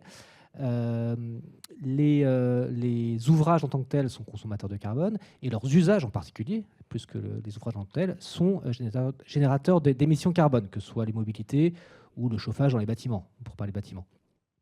Donc là aussi, on avait une menace quelque part de la transition écologique sur ces secteurs. Et quant à la transition sociétale, là aussi, on partait un peu de loin, je pense. Et il y a différents facteurs qui pèsent sur l'image du secteur. Typiquement, le télétravail est quelque chose qui ne s'applique pas au chantier. On sait que pour les RH, la question du télétravail est quelque chose d'important, les jeunes générations. Et on sait que c'est quelque chose qui peut coincer. Le chantier a encore une image de pénibilité, même si elle est peut-être erronée ou surannée, elle reste encore présente. Donc c'est des choses qui pèsent. Donc ça, c'est ce qu'on pourrait imaginer si on fait le tableau noir des transitions qui ont pris de court le secteur. Et à l'usage, dans ce qu'on observe depuis quand même quelques années, c'est que ça va super vite sur le secteur, qui se bouge énormément. Les entreprises sont très agiles. Alors je ne sais pas si elles le sont parce qu'elles l'ont moins été avant, mais en tout cas, les choses vont très vite. En termes de digitalisation, c'est, je pense, l'un des secteurs qui bénéficie à plein de pullulement de start-up, d'innovation technologique là-dessus. Surtout que les trois transitions du coup s'entremêlent, c'est-à-dire qu'on a les innovations technologiques, digitales en particulier, qui sont au service de la transition écologique. Ça va du calcul carbone aux questions de biodiversité, aux outils développés par les fédérations aussi d'ailleurs. Enfin, il y a vraiment des choses qui s'entremêlent et qui créent quelque chose d'assez vertueux en termes qui se nourrissent l'une et l'autre en termes de transition digitale. Et l'environnement, qui est quand même la grosse transition qui affecte le secteur, est là aussi passé, à mon sens, d'une menace, les petites bestioles qui empêchent de construire, grosso modo, à quelque chose qui est, on va créer des infrastructures pour la transition écologique. On va rénover les bâtiments pour limiter les émissions carbone du pays. Et ça change complètement l'image du secteur, à mon avis, pour ces acteurs, mais aussi, peut-être plus lentement, pour l'extérieur et pour les futurs recrues. C'est que le BTP me semble être passé du côté du problème au côté de la solution. C'est-à-dire que sans infrastructure, sans bâtiment performant, sans réseau électrique performant, parce qu'effectivement l'énergie est centrale aussi là-dedans, on n'arrivera pas à réaliser cette transition. Et donc c'est une opportunité qui me semble assez unique dans l'histoire du secteur, en tout cas très forte. Je ne sais pas si on est à l'aube d'un plan Marshall, mais en tout cas il y a quelque chose qui se joue en ce moment sur le sujet. Et après, il y a ce hiatus entre l'image qu'on a et la réalité, qui peut-être encore, il peut y avoir un décalage dans le temps, mais qui est très fort. Et on en vient, je terminerai pour reprendre encore vos mots, à une fédération d'ETP qui regrette le backlash écologique. C'est quand même, enfin, je pense qu'en termes de mouvement, c'est assez fort, quoi, c'est assez parlant. Merci, je vais continuer avec vous, Bernard Salat. Vous êtes DGA Développement Responsable Innovation chez Colas. Après un parcours dans les TP depuis quelques années. Chez Colas en particulier, est-ce que vous avez cette vision justement plutôt positive et opportunité de l'évolution des métiers? Est-ce qu'on est plutôt sur une évolution qu'une révolution finalement, comme on le partageait précédemment? Quelle est votre vision? Oui, bonjour. Oui, ça commence à faire quelques années, puisque ça fait, je crois, 38 ans que je construis des routes. J'espère qu'il va s'en construire encore quelques-unes. J'aurais pas une vision, alors désolé, j'aurais pas une vision du passé si négative, si noire, si peu digitalisée pour les entreprises de construction, non plus. Bien sûr, elles ont évolué récemment, mais je pense que ce changement, il date, je dirais, d'une vingtaine d'années, où on a commencé à se servir de nouveaux outils et où les outils se sont transformés, la manière, les process de réalisation se sont transformés par le digital, souvent par la comptabilité d'abord. Par une nécessité, c'est qu'il ne faut quand même pas oublier que notamment en France, dans notre pays, on a les leaders mondiaux du monde de la construction, si bien que ces entreprises sont éclatées partout dans le monde et qu'il faut qu'elles communiquent avec tous leurs établissements partout dans le monde, que la nature des travaux, les chantiers sont Un chantier, c'est une petite entreprise à elle seule, souvent dirigée par un conducteur de travaux, un chef de projet, un directeur ou un chef de chantier pour des travaux de petite taille. Il faut aussi que vous ayez en tête que dans le monde des TP, on peut faire des chantiers de 50 000 € à l'autre bout de la planète et on peut faire des chantiers de plusieurs milliards d'euros en même temps dans la même entreprise et on va réclamer exactement la même précision quant aux chiffres, quant à la remontée de l'information, quant à la qualité. Donc, je ne pense pas qu'on est parti de si loin parce que ces entreprises, elles sont quand même leaders. Et il n'y a pas d'autres entreprises dans le monde qui soient aussi performantes que, je dirais, les 3-4 majors français. Donc, c'est quand même à noter. Donc, on a fait ce parcours. Aujourd'hui, ce qui, selon moi, est difficile, c'est que toutes les technologies, elles ont consisté à travailler sur la durée, parce qu'il fallait construire plus vite, sur la qualité, parce qu'il faut construire mieux, et sur le prix, parce qu'il faut construire moins cher. Ça a toujours été notre driver. Moi, je l'ai toujours connu, ces trois pieds. Aujourd'hui, le problème, c'est qu'il y en a un quatrième. C'est qu'il faut construire moins impactant. Moins impactant pour les ressources, moins impactant pour l'environnement. Et cette contrainte, alors on l'a vu venir un peu tard, sans doute, il y a 5-6 ans, 10 ans, grand maximum. Et elle crée un gap parce qu'auparavant, on a tout fait pour que les gens puissent réaliser ce challenge des 3 leviers, mais avec un minimum de compétences. Moi, ça me fait penser, mon grand-père était plâtrier. Je ne sais pas si vous avez essayé de faire un mur en plâtre ou un mur en plaque de plâtre, c'est quand même plus simple en plaque de plâtre. Et là, le modernisme a fait qu'on a avancé comme ça. Et c'est pareil pour à peu près beaucoup de métiers de construction. Donc on a perdu en compétences. On a des gens engagés, des managers, beaucoup de managers, parce qu'il faut manager l'approvisionnement des plaques de plâtre, des profilés, etc., etc. Mais de moins en moins d'experts. Et on a fini par penser que dans les formations, ce qui était important, c'était le management et plus l'expertise. Des écoles qui forment des experts dans tous les domaines, du plus bas de l'échelle jusqu'au plus haut dans les métiers de la construction, il va falloir qu'on s'y mette et qu'on travaille sur ce sujet. Parce que ce dont on a besoin, c'est d'experts en environnement, en biodiversité, en génie écologique, en comptabilité carbone, en études d'analyse du cycle de vie, etc. Et c'est des vraies grosses expertises. Alors on va revenir justement après sur l'identification, la transmission des compétences demain. Ludovic, sur Vinci Construction, donc vous avez un parcours RH, vous êtes DRH de Vinci Construction. Est-ce que vous avez cette vision aussi de la transformation et de la hauteur ou pas de la marche? Je vous attends. Bonsoir à tous. Donc oui, je suis bien le DRH de Vinci Construction, pareil. En fait, il y a déjà beaucoup de choses qui ont été dites avant et puis à l'instant. En fait, je crois que c'est pas un vain mot, mais je crois qu'on est dans le BTP, on est des métiers qui regroupent beaucoup de gens qui sont passionnés par ce métier-là et qui sont engagés. C'est un métier qui est exigeant, alors exigeant sur le terrain. On essaye qu'il le soit le moins en moins impactant pour nos collaborateurs, mais c'est un métier où on doit être engagé et c'est un métier où ce qu'on fait, ça a du sens parce qu'on aménage des territoires au service des habitants, parce que on construit des routes, mais surtout on relie des gens. On construit un bâtiment, c'est un hôpital pour soigner. On construit des écoles pour apprendre. Et ça, c'est ce qui motive nos collaborateurs, qu'ils soient sur le terrain ou qu'ils soient dans les bureaux. Et on est tous fiers de dire on a fait ça, ça c'est nous qui construisons. Voilà. Et cet aspect-là, il fait que nos entreprises, elles ont pris l'habitude depuis toujours de s'adapter. On parlait d'un plan Marshall. On s'est adapté à l'après-guerre quand il a fallu reconstruire.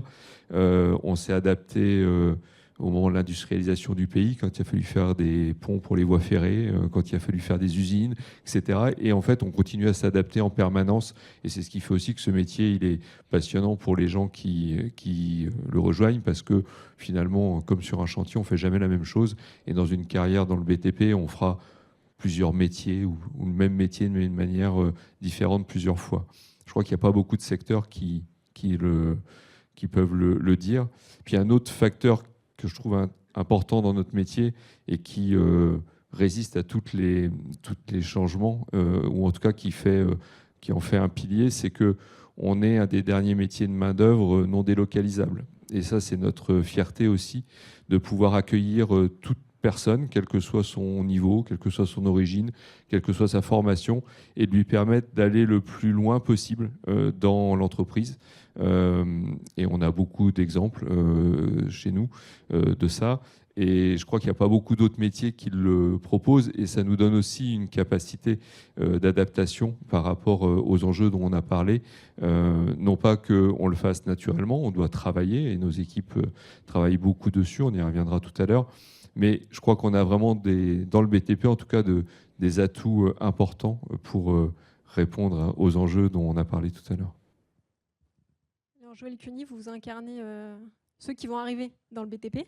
Vous êtes DG de l'ESTP, donc c'est à peu près 3000 élèves chaque année, futurs cadres du secteur.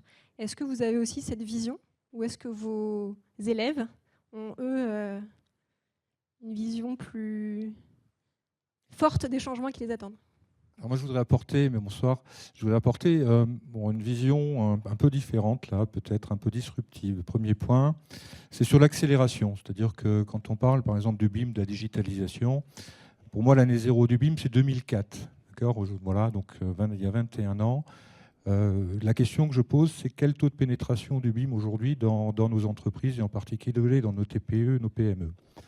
Donc, et ensuite, je rapproche cette temporalité de l'intelligence artificielle. Donc on voit en 20 ans, on est passé de l'innovation, on va dire, de l'adoption des nouvelles méthodes digitales à quelque chose qui est révolutionnaire. Donc se pose la question, évidemment, comme pour un directeur d'école, se dire quelles compétences on doit former. Je reprends un peu mon historique en sortant de l'école. Je me disais, tiens, j'ai quelques années d'avance, ainsi de suite. Là, aujourd'hui, je me dis, un jeune sur lequel on va définir des compétences. On va travailler sur ces compétences d'un ingénieur, puisqu'on a besoin d'ingénieurs. Je rappelle qu'on a besoin de former collectivement dans les 200 écoles d'ingénieurs, 15 000 ingénieurs de plus que ce qu'on forme actuellement. Quelles sont ces compétences? Et demain, finalement, on va se retrouver un peu comme dans le digital et le numérique. On disait, voilà, quand on rentre dans une école du digital et du numérique, on voit qu'un tiers en tout cas des connaissances étaient obsolètes quand on sortait de la formation. Donc ça, c'est un premier point. C'est la temporalité et l'accélération de nos secteurs, mais l'accélération également des besoins et compétences. Une deuxième approche que j'aime bien, c'est la notion d'horizontalité et de verticalité. Donc, Bernard, tu disais qu'on avait besoin de spécialistes voilà, dans l'ensemble des domaines. Et c'est vrai, donc un ingénieur, c'était quelqu'un qui était spécialiste dans son domaine et qui se spécialisait et qui restait toute sa vie dans... Et plus son évolution de carrière, sauf quand il prenait une responsabilité de BU, dans nos domaines, devenait de plus en plus spécialiste dans son domaine. Et maintenant, si on regarde des sujets et si on approche ça de l'horizontalité, on se rend compte qu'un ingénieur, donc diplômé d'une école, quand il intègre le métier du bâtiment ou des travaux publics, il doit être formé à la fois sur, on a évoqué du génie écologique, il faut qu'il soit formé à l'IA, le générative design, mais il faut qu'il soit formé aux nouveaux méthodes de management, il faut qu'il sache collaborer, il faut qu'il ait une culture internationale, parce que notre activité est à l'international. Et puis tout ça dans un temps, évidemment, qui est contraint, puisque nous, sur les bancs de notre école, on les a pendant 3 ans. Mais il faut aussi que derrière, on les forme aux métiers traditionnels. Tu évoquais, Bernard, la route, le calcul de structure. Et toutes ces compétences et tout ce socle reste bien évidemment une exigence également du métier. Donc c'est une vraie équation extrêmement difficile à couvrir. Et puis, une autre approche également que je voulais prendre, c'est sur les aspirations des jeunes. Donc on parle des métiers, donc j'ai envie de vous interroger, est-ce que les jeunes sont capables d'entendre encore la notion de métier? Voilà, donc un peu une question un peu fondamentale là. Quand on regarde l'étude CEREC là, que je regardais avant de venir, qui a été faite sur des diplômés qui ont été diplômés en 2017, aujourd'hui elle a été faite 6 ans après, en 2023, on voit que 25% des jeunes ont changé de métier ou souhaitent changer de métier, et des changements vraiment qui sont disruptifs, c'est-à-dire on change de voie, on change de secteur d'activité, et ainsi de suite. Et on se dit, donc il y a la question de l'adéquation, de la norme du travail par rapport à leurs aspirations. On a parlé du télétravail, mais on sait que nos entreprises savent aussi s'adapter et ont beaucoup évolué sur leur méthode de management. Mais on se rend compte que dans ces jeunes, finalement, 20% se disent plutôt épanouis dans leur travail, c'est-à-dire qu'ils ont, ils ont intégré le secteur, ils ont progressé, ainsi de suite, mais simplement, ils ont envie de changer parce qu'ils n'ont pas envie forcément d'être dans une case, ainsi de suite, et puis ils se sont dit, j'ai envie aujourd'hui de découvrir le monde. Donc ça, c'est des vraies questions qu'il faut se poser. Et alors, la génération qui arrive, celle qui aujourd'hui a 15 ans, d'accord, celle qui est née avec l'IA et qui va arriver 3 ans dans nos écoles supérieures, elle, ça va être encore pire. Donc je vous invite à regarder un certain nombre d'études qui ont été faites sur ces générations. Elles sont courantes. Donc il y a une étude internationale qui a été faite sur Youth Talks, c'est-à-dire donc en fait qui est une étude qui cherche à savoir quelles sont ces aspirations jeunes et qu'est-ce qu'elles attendent de nos écoles. Est-ce qu'elles attendent, bien évidemment, elles attendent de nous qu'on soit irréprochable sur un certain nombre de production de connaissances, mais surtout, ce qu'elles attendent d'une école, c'est de leur réapprendre les interactions. C'est-à-dire qu'en fait, dans cette notion de verticalité, horizontalité, elles attendent d'une école de finalement les déconnecter des réseaux sociaux, de les déconnecter du numérique et de les plonger dans la vraie vie dans laquelle on va développer des relations qui sont des compétences du travailler ensemble, des compétences de l'empathie, des compétences de travailler sur des projets et des vrais projets. Voilà, donc nos modèles donc traditionnels, donc bon, sont bien évidemment complètement perturbés. Puis c'est des jeunes aussi qui apprennent partout, n'importe où, dans n'importe quelle circonstance, et qui veulent apprendre également tout au long de la vie. D'où le sujet, bien évidemment, de la formation continue, parce que la mobilité professionnelle, il va falloir l'accompagner, parce que cette nouvelle génération, elle va vouloir des mobilités professionnelles.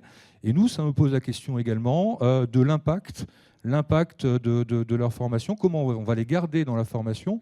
La seule façon de les garder, c'est une façon de travailler sur peut-être pas une autre approche qui est celle des métiers, mais qui est celle de l'impact, en se disant les pédagogies qu'on doit développer dans nos écoles, c'est les pédagogies dans lesquelles en fait, on n'attend pas d'un professeur qu'il invente un projet, ainsi de suite. On attend vraiment de pouvoir travailler sur des vrais projets qui ont un impact, sur lequel, là, par contre, ils sont capables de s'investir. Et donc, c'est ce qu'on essaie de préparer, de réinventer. C'est compliqué parce que on apprend également à marchand. Ça pose la question également de la position avec l'IA de la recherche. Donc, c'est comment est-ce qu'on alimente justement ces sujets-là et ces nouvelles pédagogies avec des nouvelles méthodes effectivement, qui sont à la base de la recherche, puisque je pense qu'on est à peu près tous d'accord que l'IA n'invente rien. Donc si on n'alimente pas tous ces projets-là et cette formation avec des recherches, bien sûr une recherche extrêmement partenariale, on en a parlé, avec des projets de TRL qui sont plutôt élevés, et qu'on accompagne ça à la frontière de l'innovation sur des nouveaux modèles avec des hackathons, des nouvelles façons d'apprendre, ainsi de suite. Voilà, ça c'est ce qui pointe demain, donc voilà, et qui est au cœur de la transformation en tout cas des écoles. Je ne sais pas si l'un d'entre vous souhaite rebondir, en tout cas sur le sujet du parcours, justement, qui est quand même dans le secteur assez traditionnel que de progresser dans la durée dans le secteur, voire même dans une seule major. Une des attentes qu'on a beaucoup remontées dans notre étude, c'est le souhait justement des collaborateurs d'avoir un parcours beaucoup plus ouvert, voire sortir de l'entreprise, voire sortir du secteur et revenir. Ça challenge probablement aussi vos entreprises sur votre capacité à réintégrer, à capitaliser sur ces compétences qu'ils auront pris à l'extérieur et inversement à les conserver quand ils sortent. Oui, évidemment, j'adhère totalement à cette vision et je trouve que les choses ont effectivement changé. Il faut offrir à l'entrée ce qu'on ressent à l'entrée de l'entreprise, que disent les collaborateurs qui participent au recrutement chez Colas. C'est réellement d'ouvrir un maximum, d'ouvrir des perspectives. À la rigueur, peu importe l'entreprise, elle doit répondre à des normes éthiques, comportementales, etc., etc. Mais ensuite, c'est réellement de pouvoir ouvrir à un maximum de parcours. C'est ce qui nous semble important. Alors, ce n'est pas toujours simple, parce que ça aussi, c'est une contrainte. Je parlais d'expertise, parce qu'elles sont nécessaires. Et comment faire qu'on puisse, malgré tout, aborder ces expertises, avoir ces experts dans l'entreprise, parce que c'est la vie de l'entreprise et elle doit travailler dans ce sens-là, mais en même temps, en ayant en tête de participer au développement de ces collaborateurs. C'est sans doute aujourd'hui ce qu'on ressent, beaucoup plus de mobilité chez des collaborateurs un peu plus seniors dans les entreprises de construction. Auparavant, c'est vrai que c'était assez linéaire. On rentrait dans une entreprise, on avait quand même peu d'attrition dans nos entreprises de construction. Maintenant, on sent qu'il y a beaucoup plus de mobilité à des niveaux de seniorité, je dirais, un peu plus élevés. Et ensuite, ça peut, comme vous le traduisiez, revenir dans l'entreprise pour des postes de manager avec une expérience acquise plus importante, une plus grande diversité. Ça arrive quelquefois, de plus en plus, alors que très clairement, les entreprises comme Colas ou comme Bouygues, on n'aimait pas trop reprendre des gens qui avaient quitté l'entreprise. Quand on parlait de famille tout à l'heure, quand on avait quitté la famille, revenir, c'était quand même pas très bien vu. Aujourd'hui, ça a changé, totalement changé. Et au contraire, je trouve que c'est aussi peut-être un atout d'intégration. Juste là-dessus, je pense que justement l'un des défis des DRH du secteur, c'est comment il y a de la mobilité qui s'accélère, donc des gens qui partent, des gens qui reviennent peut-être après, mais comment on fait pour faire venir dans l'entreprise des gens qui n'ont pas du tout l'expertise acquise pendant les études, par exemple, sur le sujet. Et ça, c'est hyper compliqué. C'est-à-dire qu'autant de gens qui partent et qui maintenant reviennent, ça se fait, mais des gens qui viennent de l'extérieur, d'un autre secteur et qui arrivent dans le BTP, je pense que c'est hyper compliqué en termes, justement, par ce besoin d'expertise qui ne s'acquiert pas non plus un tour de main, quoi. Ça, c'est un vrai défi, je pense, pour l'attractivité des entreprises. Oui. J'ai pas la solution. C'est certain que c'est une source, enfin, la diversification de nos sources de recrutement, c'est un enjeu, tout en étant conscient quand même de notre réalité, nos besoins techniques, parce qu'à un moment donné, on construit quand même des bâtiments, donc c'est mieux quand on sait à peu près comment ça marche quand même au départ. Mais ça renvoie au sujet de la capacité à former en interne et avec nos partenaires, et de sortir des schémas effectivement classiques de formation initiale, formation continue, et puis rester dans un secteur d'activité. Et on doit réinventer des modèles qui soient différents à partir du moment où la personne qui nous rejoint est en phase avec ce qu'on propose en termes d'engagement, en termes de type de travail, etc. Et de proposer des parcours de formation qui soient qualifiants. On le fait très bien sur les métiers, sur le chantier. On a des gens qui viennent de la boulangerie, on a des gens qui viennent de tout secteur d'activité, voire même sans aucune qualification. Et ça, on le fait très bien et on l'a toujours fait. Donc, il n'y a pas de raison qu'on ne sache pas le faire avec des universitaires, des gens de ressources humaines. Alors, moi, je suis ingénieur au départ, je suis passé en RH. Bon, je ne suis pas un super bon ingénieur, donc ils m'ont collé en RH comme ça. Ils se sont débarrassés, mais il devait y avoir, il n'y a pas de raison qu'un RH, et on a des exemples dans certaines de nos entreprises, qu'on ait des gens qui viennent de fonctions support, de formation plus universitaire ou de formation moins technique, qui puissent après avoir un parcours de formation. Et nos entreprises doivent savoir les accompagner et travailler avec nos partenaires sur ce sujet-là. Ce qu'on fait avec la fédération, avec la FNTP sur l'école de la transition écologique, ça fait partie de ces sujets d'acquisition de compétences. Ce qu'on développe avec le STP ou avec d'autres écoles sur des modules de formation continue, ça y contribue aussi. Mais c'est vrai que c'est un changement de philosophie qui n'est pas forcément très simple à faire quand vous avez 90% des gens ou 95% des gens sur le terrain qui sont de formation ingénieur et beaucoup de l'ESTP. Il y a un sujet pour moi qui paraît essentiel, c'est l'hybridation. Donc, c'est l'hybridation des connaissances et l'hybridation des compétences. Comment est-ce qu'on fait collectivement pour y arriver? Alors pour nous, ça se traduit, cette hybridation des connaissances et compétences par plusieurs leviers. D'abord, c'est travailler avec les autres écoles. Donc ça, c'est un point important. Les arts et métiers sur l'industrialisation, parce qu'on a besoin d'industrialiser notre secteur. AgroParisTech pour travailler sur du génie écologique.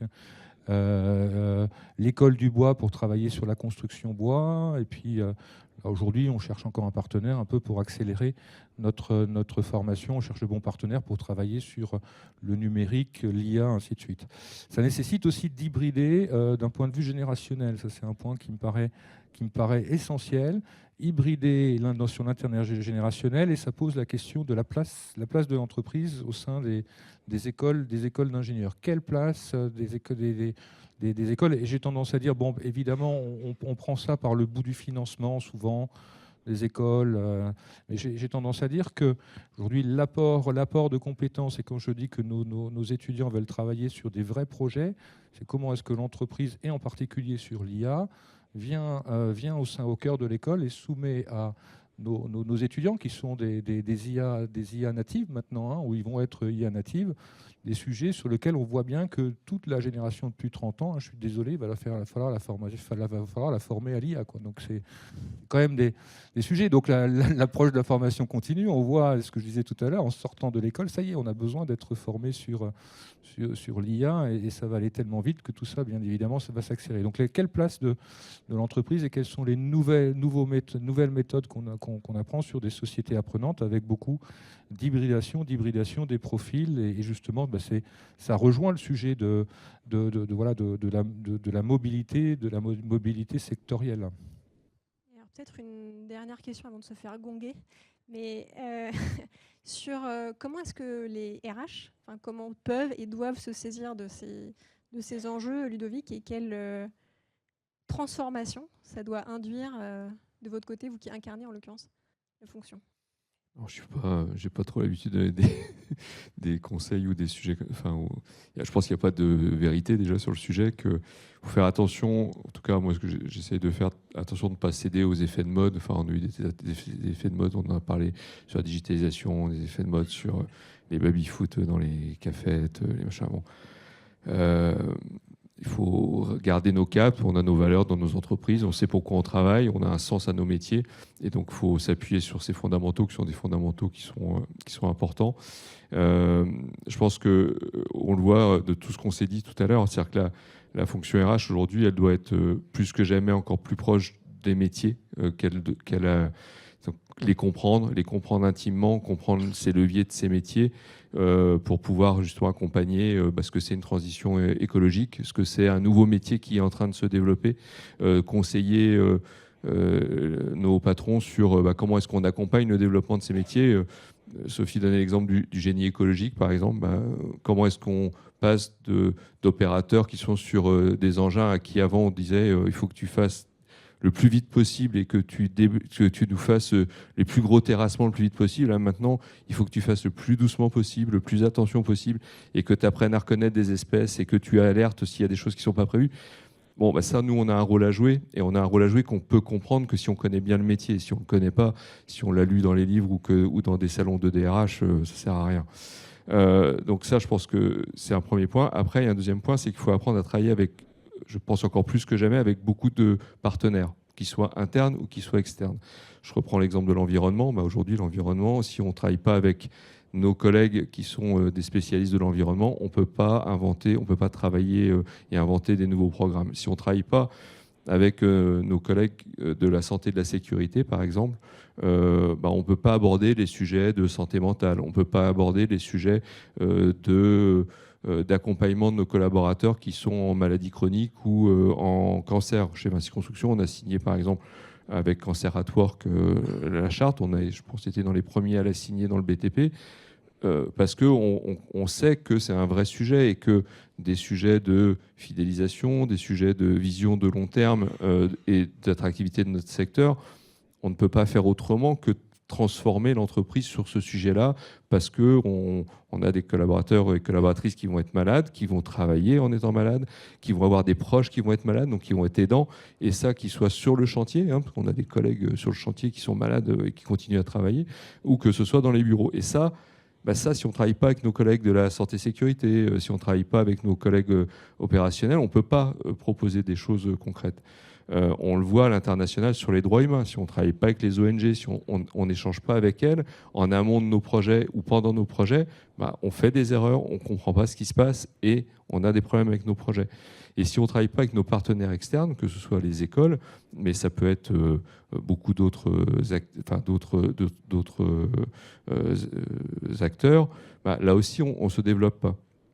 Puis je pense que dans un autre exemple d'évolution de la fonction RH, c'est que on est les sujets, je parlais des droits humains, alors qu'on appelle RSE au sens large, pareil, ça veut tout et rien dire, mais de manière concrète, comment est-ce qu'on accompagne l'engagement de nos collaborateurs et comment est-ce qu'on les aide à être plus près de leurs enjeux personnels ou de leur engagement personnel. Ça aussi, ça fait partie du rôle de l'entreprise. Et comment est-ce qu'on explique à nos patrons opérationnels que en faisant ça, on ne baisse pas le niveau d'exigence de l'entreprise et on continuera à produire de manière efficace, mais on produira de manière différente. Je prends un exemple. On a signé chez Vinci Construction, mais on n'est pas les seuls, un engagement avec la Garde nationale pour favoriser et accompagner nos réservistes opérationnels pendant leur période soit de réserve, soit de formation. Et on a signé aussi l'année dernière avec le ministère de l'Intérieur pour accompagner nos collaborateurs qui sont sapeurs-pompiers volontaires et donc maintenir leur rémunération pendant 10 jours, que ce soit en termes d'intervention ou en termes de formation. Ça, en fait, aujourd'hui, c'est pour nous, on est convaincus que c'est un moyen, évidemment, de supporter et à la fois la société, nos collaborateurs, mais c'est aussi un moyen de leur permettre de se développer de manière différente et donc demain de continuer à apporter à l'entreprise de manière différente. Voilà. Donc je crois que voilà, le rôle du DRH aujourd'hui, il évolue autour de tout ça. Alors je ne sais pas par quel bout il faut le prendre, mais en tout cas on essaye, quoi. Merci. Est-ce que c'est peut-être le moment de passer aux questions? Je ne sais pas si dans la salle il y a des questions. Il faut oser.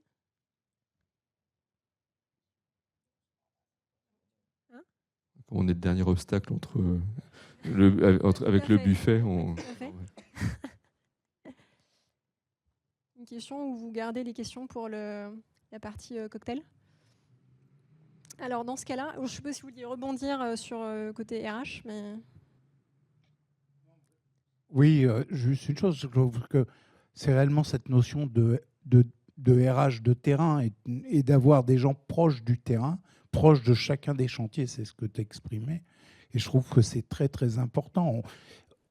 Ce matin, j'étais avec dans le budget de notre filiale Rail, donc de Colas Rail, qui s'exprimait.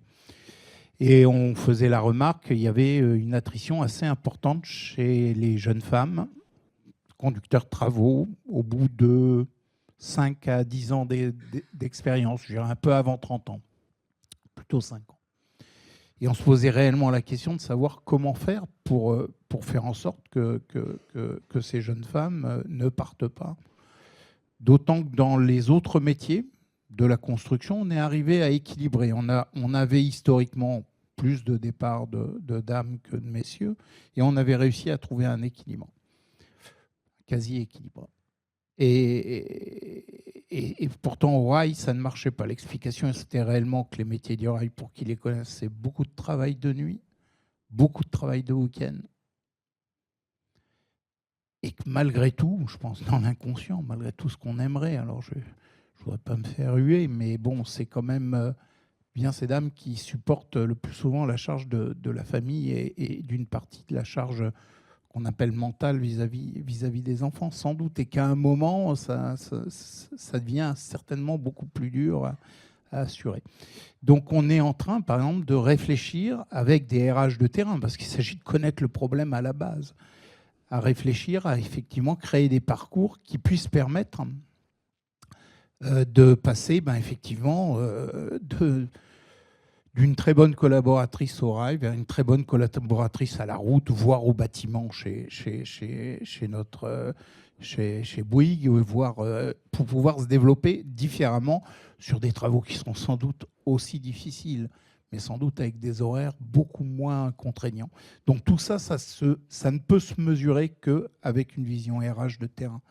Si on le fait depuis un siège, depuis une unité un peu élevée, je pense que c'est très, très compliqué. Merci. Je vous laisse...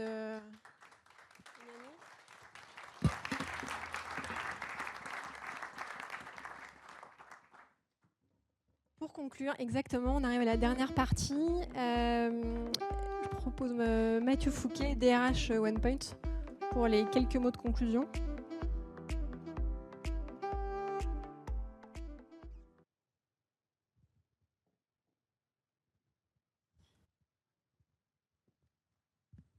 Encore 2 minutes avant de pouvoir se rafraîchir. Il fait 50 degrés, je suis désolé.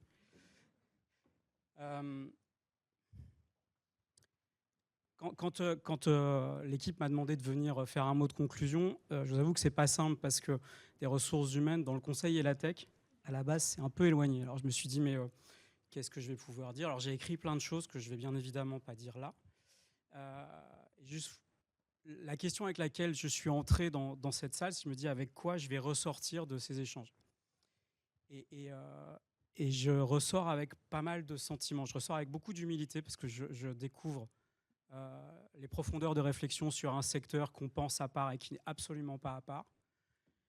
J'y découvre aussi de la gémellité presque, parce que même si le monde de la tech et le monde du conseil peut sembler très à part, très ouvert sur les 3 transitions telles qu'elles ont été abordées avec plein de choses très importantes, je trouve qu'on a des étapes qui sont assez similaires. J'ai noté pas mal d'exemples qui ont sonné doux à mes oreilles. notamment celui de l'expertise, notamment celui de la place des RH sur le terrain. Avant, moi, d'être dans une entreprise tech et dans une boîte de conseil, j'étais dans une industrie automobile. J'ai passé énormément de temps dans des usines. J'ai compris ce que c'était que le métier de RH à ce moment-là, et il n'a pas évolué tant que ça. Il a pu se dévoyer un tout petit peu, il a pu s'institutionnaliser, mais les RH ne se font que sur le terrain parce que c'est le lieu du contact. Et aujourd'hui, avec ces 3 transitions, je pense que le contact est menacé. Il y a une rapidité, il y a une perte forte, je trouve, des repères sur ce que sont les métiers. Je suis entièrement d'accord avec vous. On voit de plus en plus de jeunes collaborateurs qui ne s'inscrivent pas dans une trajectoire de métier, mais qui s'inscrivent plutôt dans une trajectoire d'expérience. Je vois, et vous pourrez le voir aussi dans certains écrits qu'on a pu faire, quand on se projette sur ce que sera le travail en 2035, on voit certaines similitudes par rapport à ce que vous avez abordé. Il y en a une qui est une évidence, mais allez, on défonce encore une porte ouverte, c'est qu'on va être dans un reboot permanent, une indispensable nécessité de se former en permanence, quitte même à repenser ce que c'est que la formation et l'adaptation. On voit que le rôle de RH est en train d'évoluer aussi vers une logique, je trouve, de terrain et d'agent. Je constate que la proximité fait qu'on devient vite agent de micro-collectifs, vite agent d'experts, vite agent d'entreprises qui souhaitent se réorganiser. J'ai entendu énormément de choses que je vais reprendre en fait sur certaines projections pour OnePoint. J'ai entendu une dernière chose qui pour moi me tient profondément à cœur. Vous avez énormément parlé, ou souvent en tout cas parlé, des générations qui arrivent dans l'entreprise, dans des métiers qui ne sont pas forcément des métiers évidents. Les métiers de la tech et du conseil sont des métiers plus évidents, sont des métiers moins pénibles. Pourtant, on a les mêmes problèmes générationnels. Dans une entreprise comme OnePoint, on a 4 générations qui travaillent ensemble ou qui vont travailler ensemble. Dans une entreprise comme OnePoint, on a 2 générations qui sont des générations, excusez-moi du terme, peut-être un petit peu plus vieillissantes, qui sont sur une logique de verticalité, qui reproduisent une verticalité. Et on a 2 générations qui sont pour moi des générations disruptives, que sont les millénials qu'on voit aujourd'hui et la génération Z que vous avez abordée à plusieurs reprises. Ces générations portent l'horizontalité. Et je crois que le rôle des ressources humaines, en tout cas dans le secteur ou les secteurs que je connais, c'est de préserver cette horizontalité. Cette horizontalité, ça permet de se libérer, ça permet d'envisager non pas des métiers, mais des développements de compétences et des développements de profondeur d'expertise. Ce que dit notre étude sur le travail en 2035, elle dit 3 choses. Elle dit 1, comme on se l'a dit, qu'on sera en reboot permanent. La notion d'apprentissage, de transmission, de réception et d'ouverture à la transmission des savoirs, elle est constante. Ce qu'elle dit aussi, elle projette le fait qu'on sera sur de multi-activités ou du multi-emploi. Dit autrement, ça signifie qu'un job pour une personne, pour une carrière, c'est sans doute quelque chose qui est déjà en voie d'extinction, mais qui va s'accélérer très fortement. Et elle dit enfin que les salariés seront augmentés par la tech et notamment par l'IA. C'est une évidence. Mais quand je vois les prompts qui vous attendent tout à l'heure au bar à prompt, quand je vois l'importance de la disruption que porte l'IA depuis quelques années, certes, ça a commencé depuis un petit bout de temps, mais il y a une accélération qui est sans précédent, j'arrive à une conclusion qui est encore une conclusion sur le rôle des RH. On a certainement un rôle d'agent, on a certainement un rôle de faciliter la transmission, mais on a aussi un rôle de veiller à l'intensification du travail. Les IA génératives, l'IA au global, elles accélèrent et elles intensifient chaque action qu'on peut mener. Et ça donne de nouvelles pathologies, de nouveaux risques dans l'entreprise, quel que soit le secteur d'activité dans lequel on se trouve. Ça, c'est aussi notre rôle de le prémunir. Sur ces belles paroles et avec cette température qui monte, je voulais vous remercier d'être venus ce soir, c'était éclairant et je vous souhaite une très bonne soirée. Merci beaucoup.